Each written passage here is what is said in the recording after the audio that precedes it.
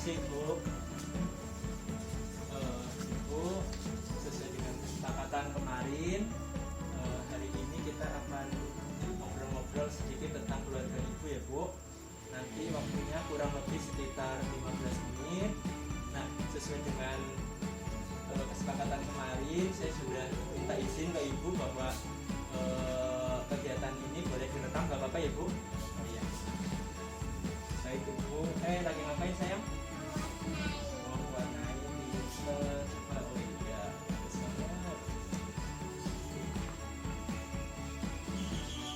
Om boleh ngobrol-ngobrol ya sama ibunya aja ya. Ya.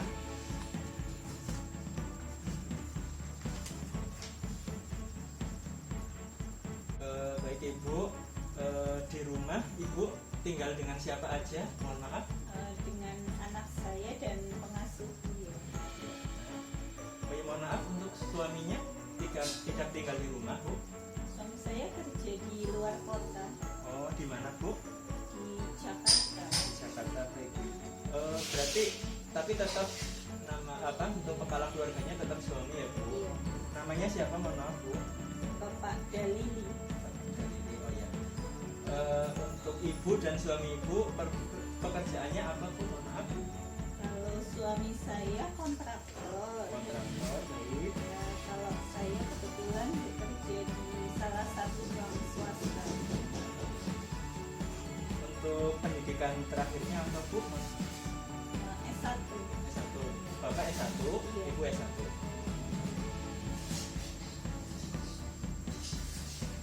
Oh ya, Ibu minta tolong bisa disampaikan alamat lengkap rumahnya Bu. Perumahan Abdi Negara Permai, Ya, Jalan Arjuna 3, Jalan Arjuna 3, Blok H nomor 17. Blok H nomor 17. Selanjutnya Bu, mohon maaf bisa minta tolong diceritakan silsilah atau keturunan dari keluarga Ibu dan keluarga suami Ibu Bu. Saya anak pertama dari 3 bersaudara, perempuan semua. Kemudian suami saya anak terakhir dari 4 bersaudara. Yang pertama laki-laki, nomor 2 dan 3 perempuan. Kemudian mohon maaf untuk orang tua Ibu dan orang tua suami Ibu apakah masih hidup? Untuk ibu mertua saya sudah meninggal. Oh, baik, mohon maaf Ibu ya.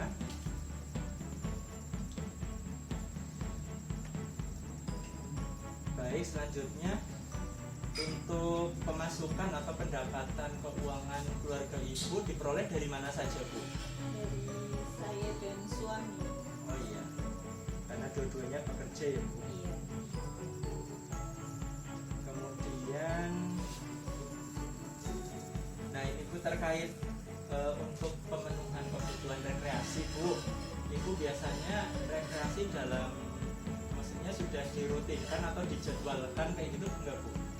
Ya paling kalau suami saya pulang dan kebetulan saya juga libur, biasanya kami keluar. Cuma karena kondisi pandemi seperti ini ya jadi sudah berkurang. Berarti kalau situasi pandemi seperti ini masih sering di rumah saja gitu ya Bu? Kemudian ini saya mohon maaf mau tanya tentang perkembangan keluarga ya Bu. Ibu mohon maaf sudah mempunyai anak berapa Bu? Baru satu. Baru satu, ini ya. Namanya siapa? Asya Nasya. Usianya berapa Dek? 3 3 tahun? Berapa Bu? 3 tahun? 3,5. 3,5 tahun.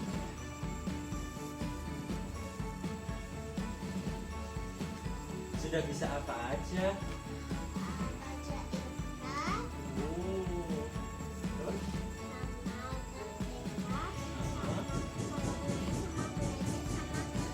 belajar membaca sama membaca tulis. Baca tulis, ini udah pintar banget, udah bisa. Wah, hebat. Ibu kalau kita kita lihat dari silsilah keluarga ibu ya Bu, bisa disampaikan bahwa keluarga ibu saat ini sedang mengalami tahap perkembangan keluarga ya Bu. Nah, tahap perkembangan keluarganya adalah di tahap anak usia prasekolah, karena kebetulan anak ibu usianya 3,5 tahun, dan tentang anak usia prasekolah yaitu 2,5 sampai dengan 5 tahun ya. Kemudian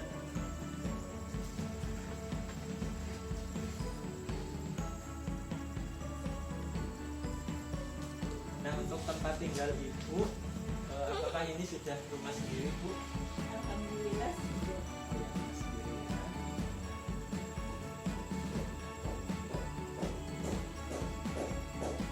Kemudian berarti untuk perlindungan dan keamanan untuk anak insya Allah sudah ini ya, sudah terjamin ya Bu ya.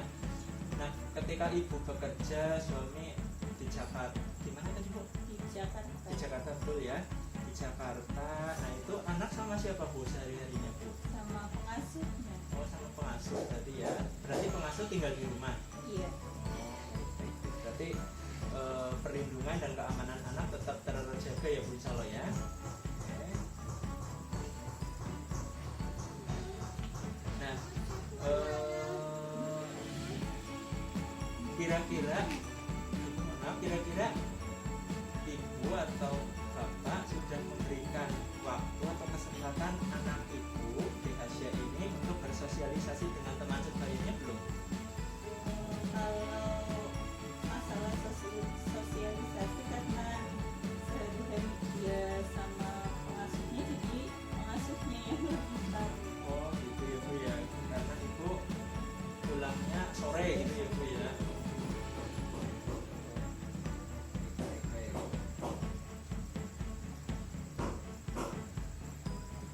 Nah, apakah kira-kira keluarga ibu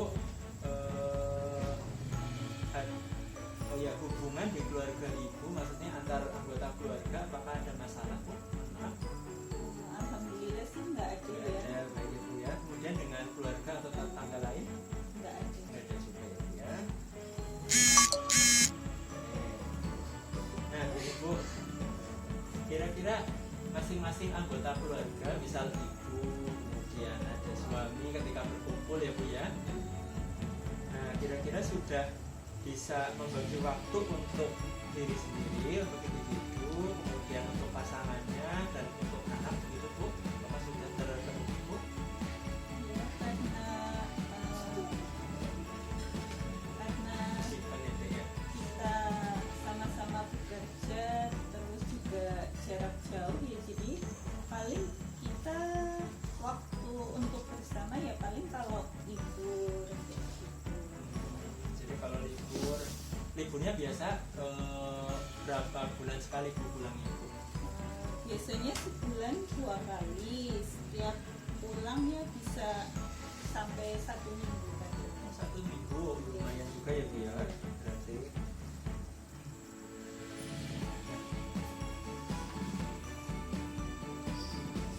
nah ini Bu, selanjutnya di dalam keluarga ibu, apakah sudah dibagi tanggung jawab masing-masing anggota keluarga Bu? Misal ibu sebagai ibu rumah tangga, tanggung jawabnya misal menyiapkan makanan segala macam, terus suami harusnya mencari nafkah segala macam, itu apakah sudah dibagi Bu? Ya, mungkin belum sepenuhnya ya, karena ya itu tadi, karena kami masih jarak jauh, terus juga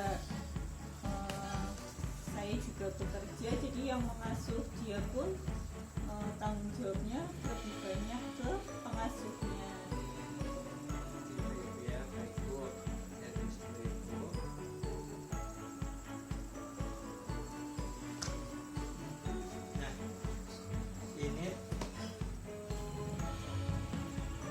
Nah, ini untuk adik Bu. Kira-kira dari ibu atau suami ibu, apakah sudah meluangkan waktu untuk menstimulasi pertumbuhan dan perkembangannya Bu? Paling kalau saya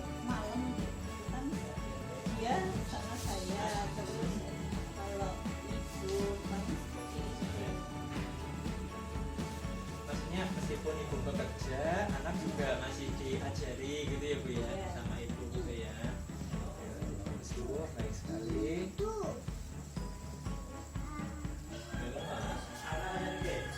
Nah selanjutnya ya Bu, apakah saat ini ada keluarga ibu, anggota keluarganya yang sakit Bu? Alhamdulillah sih nggak ada. Sehat semua ya Bu ya, Bapak di Jakarta juga sehat ya Bu? Iya, alhamdulillah. Alhamdulillah. Kemudian di keluarga ibu, apakah ada yang memiliki riwayat penyakit menular atau menurun Bu? Alhamdulillah nggak ada. Enggak ada. Tadi udah bisa baca ya? Adik? Oh, coba Om lihat.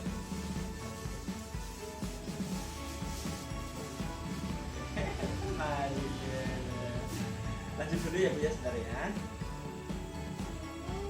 Nah, ini kalau ada keluarga yang sakit, misal salah satu anggota keluarga yang sakit, biasanya apa yang dilakukan Bu? Paling ya tergantung ya, misal panas kayak gitu. Biasanya sih kita kasih penurun panas dulu, tapi kalau nggak tetap berlanjut ya kita bawa ke rumah sakit. Oh iya, mana? Coba Om lihat.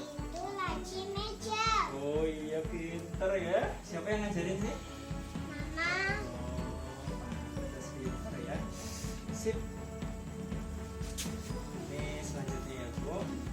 Nah, di keluarga ibu, apakah ada yang sudah pernah dirawat di rumah sakit Bu? Alhamdulillah belum ada. Belum ada ya. Jangan. Ya, mudah-mudahan ya Bu.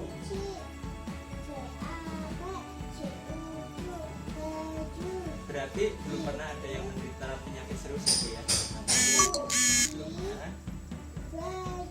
Ini sudah selesai, tinggal oh ya satu lagi Bu, ini terkait harapan keluarga ya Bu ya, tentang kesehatan anggota keluarga, kira-kira harapannya itu apa? Ya, harapannya yang pasti pengennya sih sehat terus ya, sehat semuanya gitu. Ini ya, oke, baik, mudah-mudahan harapannya sesuai ya Bu ya, tercapai, gak ada anggota keluarga yang sakit ya Bu ya, sehat terus.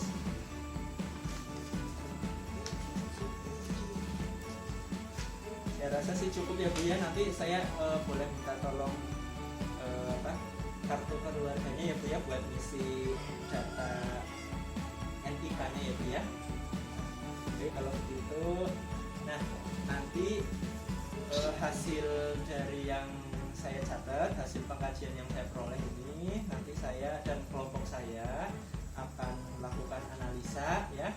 Nah nanti terkait masalah yang ada nanti akan kami sampaikan ke Ibu ya besok ya mungkin. Nah nanti teman kami dari tim kami juga akan memberikan semacam semacam intervensi atau implementasi terkait masalah yang ditemukan gitu ya. Nah nanti mohon maaf ini karena teman saya kebetulan ini kan lagi daring semuanya ya Bu ya, jadi teman saya ini dapat kelompok yang dari Bengkulu. Nah nanti mungkin menyampaikan intervensi atau materinya nanti melalui internet atau HP, bisa melalui Zoom atau Teams gitu ya Bu ya, nggak apa-apa ya Bu ya. Iya. Oke. Nanti Ibu kira-kira ada waktu lagi hari apa Bu? Maaf. Paling kalau libur ya minggu. Oh berarti minggu depan nggak apa-apa ya Bu ya, kan sekarang hari Minggu berarti minggu depan ya. Waktunya jam berapa Bu? Ya sama seperti sekarang ini sekitar jam 9. 9 baik Bu ya. Hai Dek, saya rasa sudah cukup ya Bu ya pertemuan untuk yang kali ini. Saya mohon maaf sekali dan terima kasih banyak Ibu sudah mau bekerja sama dengan baik. Mudah-mudahan Ibu dan keluarga sehat selalu ya. Nah, nanti insya Allah hari minggu depan saya akan kesini lagi. Nanti kita sesuai dengan kesepakatan, nanti kita akan menyampaikan beberapa informasi terkait dengan permasalahan yang kita. itu saya pamit, mohon maaf dulu ya. Ya, assalamualaikum. Halo, pamit dulu ya. Pamit ya Bu.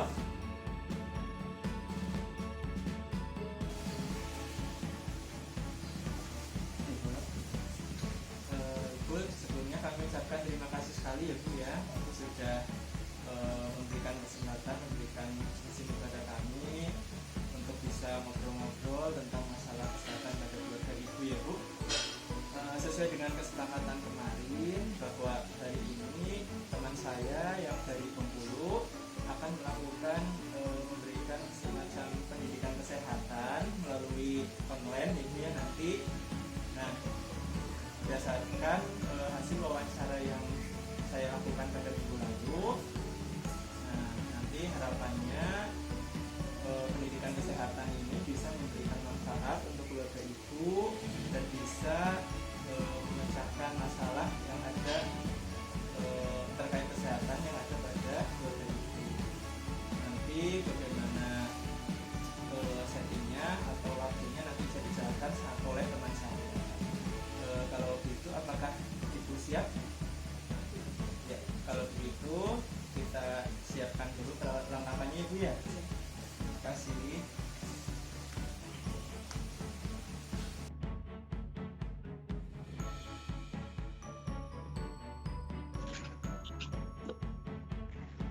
Assalamualaikum Bu. Waalaikumsalam. Selamat siang. Perkenalkan, nama saya Nina Mariana. Saya mahasiswa dari Keperawatan Undip. Sesuai janji kita sebelumnya ya Bu, hari ini kita akan berdiskusi. Saya akan menjelaskan mengenai pendidikan kesehatan, mengenai pola asuh efektif pada anak usia prasekolah. Bagaimana? Apakah Ibu bersedia, Bu? Ya. Untuk waktu dan tempatnya bisa kita lakukan sekarang di sini, Bu? Iya, bisa. Baik. Sebentar saya siapin dulu ya, Bu. Ya.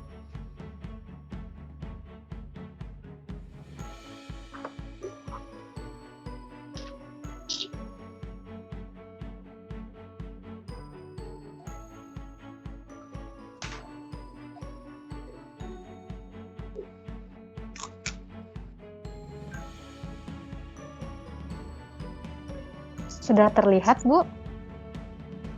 Iya.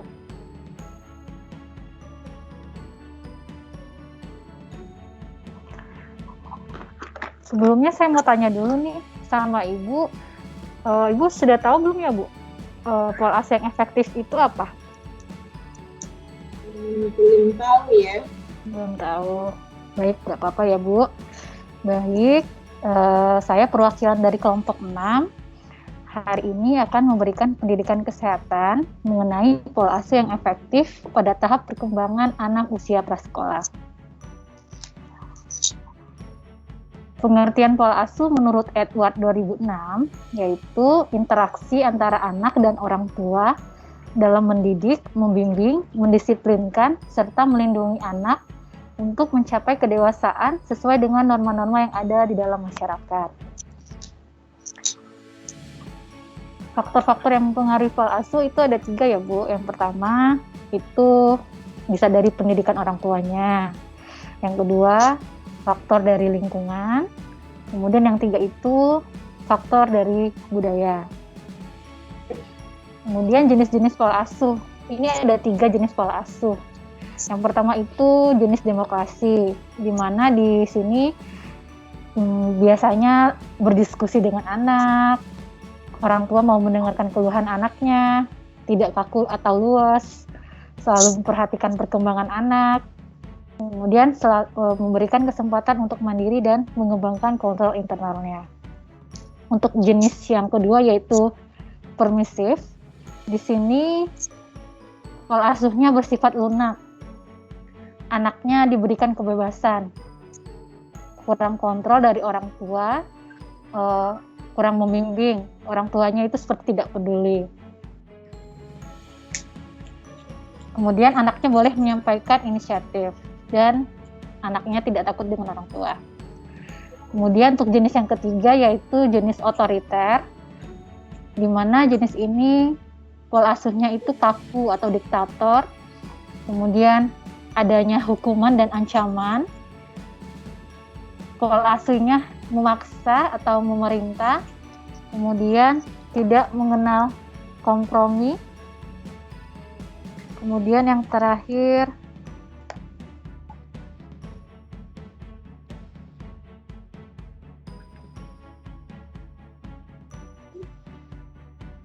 untuk otoriter itu yang kelima itu jenisnya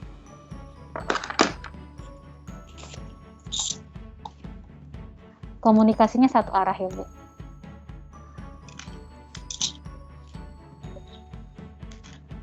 Selanjutnya cara mengasuh anak usia prasekolah.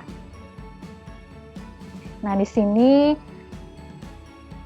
cara mengasuh anak prasekolah itu disesuaikan dengan tahap perkembangan anak ya Bu. Ada beberapa tugas perkembangan pada keluarga dengan anak prasekolah. Yang pertama itu membantu anak untuk bersosialisasi. Yang kedua membantu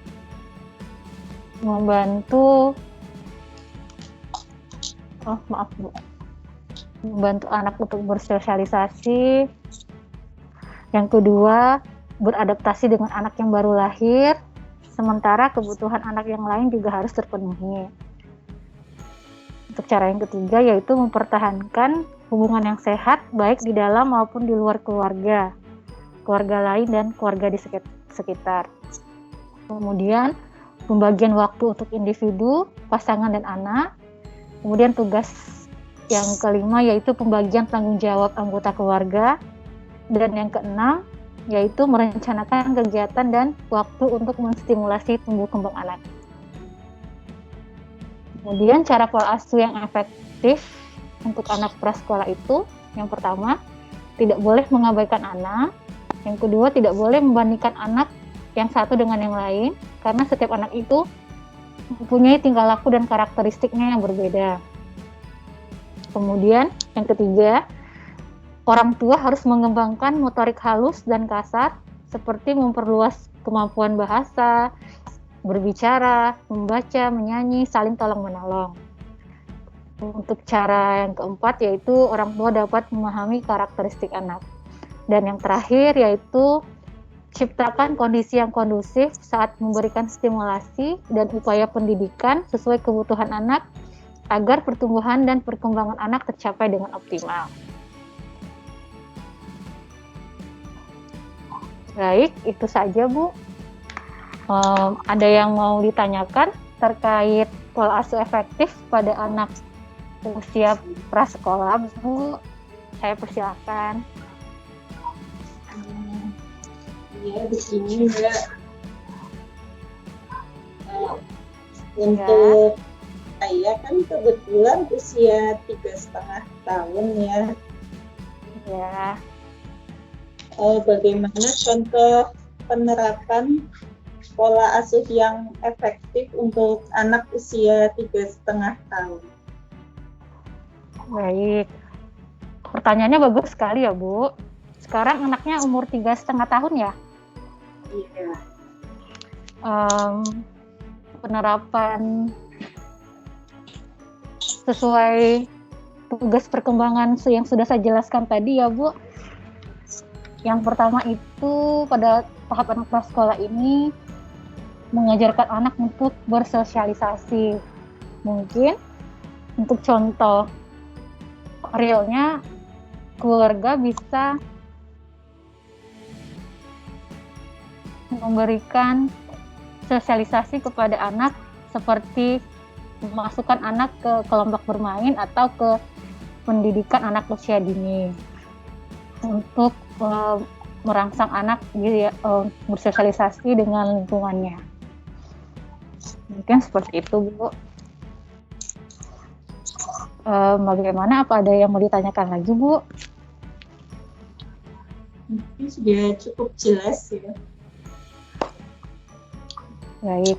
Kalau begitu, boleh saya minta Ibu untuk menjelaskan kembali tadi pola asuh yang efektif itu yang seperti apa ya, Bu?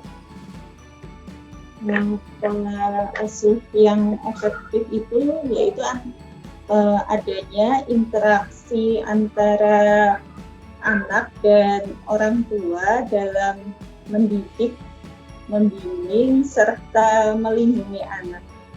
Mungkin seperti itu. Ya, benar sekali. Jadi pola asuh efektif itu interaksi antara anak dengan orang tua dalam membimbing, mendidik, melindungi anak agar tumbuh dewasa sesuai dengan norma-norma yang ada di lingkungan masyarakat ya, Bu. Kemudian jenis-jenis pola asuh itu apa saja ya, Bu? Tadi ada demokrasi, otoriter, terus satu lagi apa tadi ya, Mbak? Oh ya, ada permisif. Bagus sekali ya jawabannya ya, Bu. Baik, mungkin itu saja yang dapat saya sampaikan ya, Bu. Pendidikan kesehatan kita hari ini. Untuk pertemuan selanjutnya, nanti ada perwakilan teman saya dari kelompok untuk mendiskusikan mengevaluasi hasil diskusi kita pada hari ini. Ibu bersedianya kira-kira kapan ya, Bu? Mungkin hari Minggu lagi ya. Minggu depan lagi ya? Untuk jam dan tempatnya gimana, Bu? Di rumah aja pagi jam 10. Jam 10. Baik, kalau begitu berarti minggu depan jam 10 di rumah ya, Bu. Nanti teman saya akan berkunjung lagi ke sini untuk mendiskusikan hasil kegiatan kita pada hari ini. Baiklah, Bu. Mungkin sekian dari saya.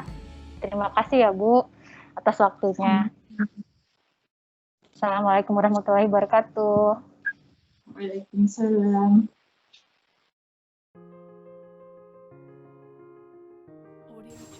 Baik, Bu, berdasarkan kesepakatan dengan teman saya kemarin, hari ini kita coba untuk melanjutkan kegiatan yang sudah dilakukan teman-teman saya, yaitu Mbak Ina dengan Pak Warsono.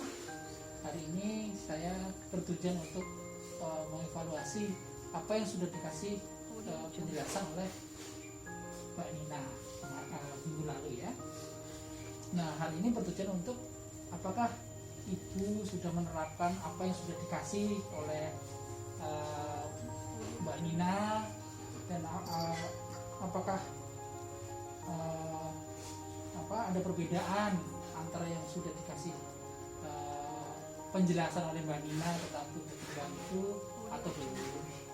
Nah, makanya saya hari ini saya datang untuk tentang pendidikan kesehatan.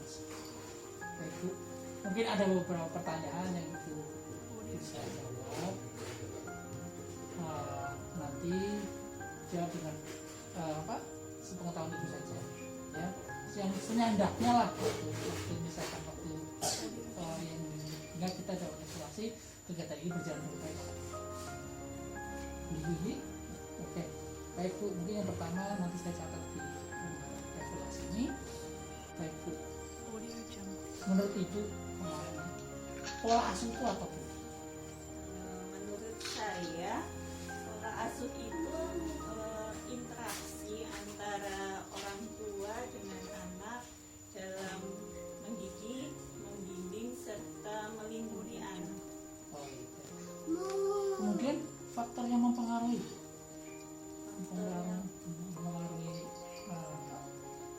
hal tersebut. Ada pendidikan orang tua, kemudian lingkungan dan budaya. Kemudian menurut itu jenis-jenis pola asuh ada apa? Ada demokrasi, kemudian otoriter,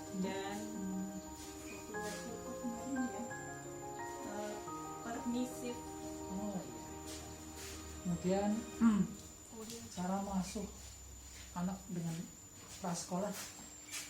Di antaranya salah satunya membantu anak dalam bersosialisasi, kemudian ada pembagian tanggung jawab antara anggota keluarga.